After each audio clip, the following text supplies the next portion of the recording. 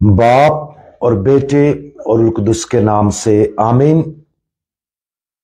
आज हम मुकद्दस लूका की अंजील उसका पहला बाब और उसकी आयत 35 पर ध्यान और ज्ञान करेंगे।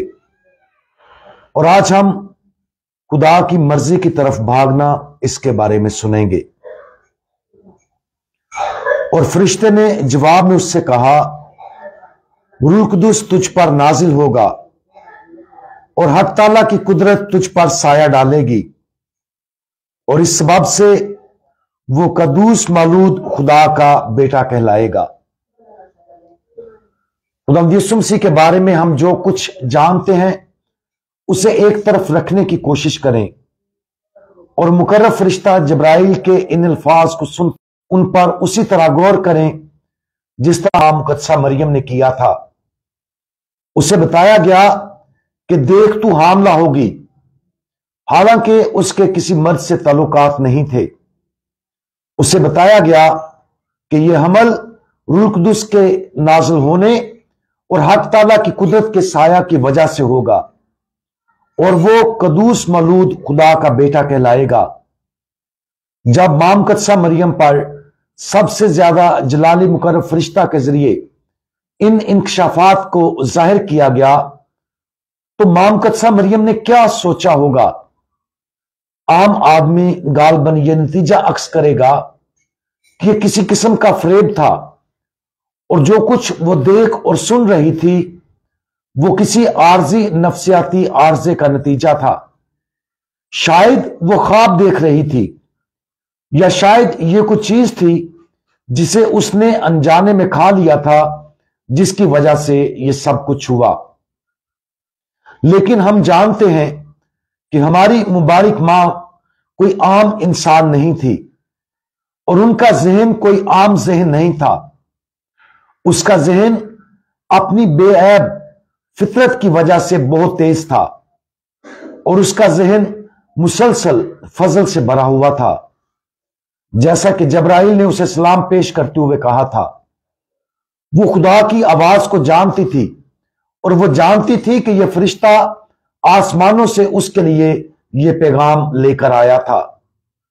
नतीजे के तौर पर उसने इस पैगाम को सुना, कबूल किया, यकीन किया और अपनी रजामंदी जाहिर की। हम ये नतीजा अक्स कर सकते हैं कि मां मुकद्दसा मरियम ने महज रजामंदी से कहीं ज्यादा काम किया। खुदा और उसकी मर्जी के लिए उसकी मोहब्बत इतनी मजबूत थी कि उसने मुकर्रर फरिश्ते के इस पैगाम को पूरा करने की फौरी ख्वाहिश का इजहार किया। वो एक मुकद्दस ख्वाहिश से भरी हुई होगी, ताकि वो उस मोजज़ाती बुलाहट को हासिल करने के लिए हर मुमकिन कोशिश करे। और यह दावत फौरन उसकी जिंदगी का मरकजी मकसद बन गई। अगरचे हम में से किसी को भी वो मुनफरद और जलाली बुलाहट अता नहीं की गई जो हमारी मुबारक मां मुकद्दसा मरियम को दी गई थी, लेकिन हम सबको यकीनन खुदा की तरफ से एक मिशन दिया गया है। कभी कभी हम उसे सुनते और उस पर गौर करते हैं, कभी कभी हम उसे गले लगाने का इंतखाब करते हैं, लेकिन मिसाली यह होगा कि हम अपनी बाबरकत मां की पैरवी करें और उसकी तरफ भागें। हमें सिर्फ अर्ज नहीं करना चाहिए, बल्कि हमें अपनी रूह के अंदर हर ख्वाहिश, हर जज्बा और अपने अंदर की हर ख्वाहिश को खुदा की मर्जी की तकमील के लिए काम करने की इजाजत देनी चाहिए। खुदा हमें जिंदगी में क्या करने के लिए बुला रहा है, हमारा मकसद क्या है, हमारा मिशन क्या है। अगर हमें इन सवालात के जवाब देने में जद्दोजहद करना पड़ती है जिसके लिए खुदा ने हमें चुना है, तो उस मुकद्दस ख्वाहिश की तकमील के लिए दुआ करने से शुरू करें। अगर हमारी ख्वाहिश सिर्फ खुदा की मर्जी की तकमील है, तो जब खुदा हम पर अपनी मर्जी जाहिर करेगा, हम उसे ज्यादा आसानी और ज्यादा तेजी से पूरा करने के काबिल हो जाएंगे।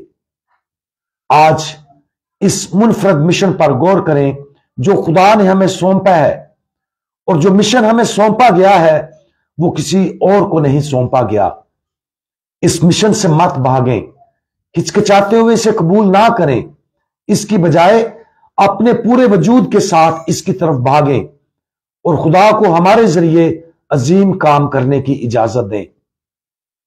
मुकद्दस तरीन खुदावंद, हम जानते हैं कि आपके पास हमारी जिंदगी के लिए एक बेहतरीन मंसूबा है।